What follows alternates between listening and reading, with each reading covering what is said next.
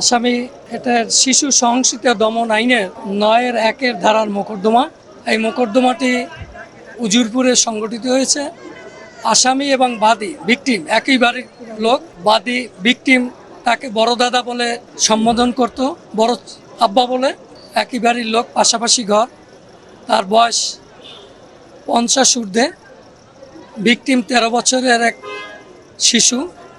তাকে ফোর্সেবলি বিভিন্ন সময় রেপ করত এবং এক পর্যায়ে আসামি কর্তৃক ভিকটিম প্রেগনেন্ট হয়।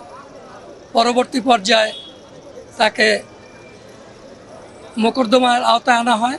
পুলিশ আসামিকে ধৃত করে এবং লার্নেড কোর্ট ও রাষ্ট্রপক্ষ তার বিচারের জন্য নেওয়া হয়। এক পর্যায়ে সাক্ষী প্রমাণিত হয়।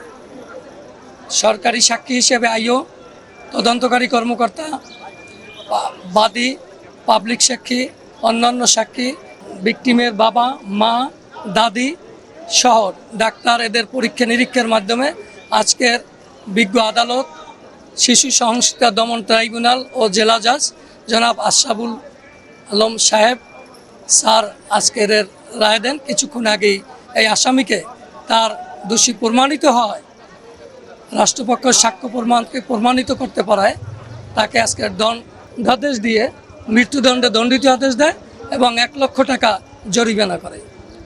এর দায়ভার, শিশুটির দায়ভার রাষ্ট্রপক্ষ জেলা প্রশাসককে অনতিবিলম্বে ৩ কার্যদিবসের মধ্যে এর কপি পূরণ করা হবে এবং পরবর্তী তার ফাঁসির আদেশ নিশ্চিত করার জন্য পেপার সহযোগী কাগজপত্র মহামান্য হাইকোর্টে 30 ডেজের মধ্যে পূরণ করা হবে।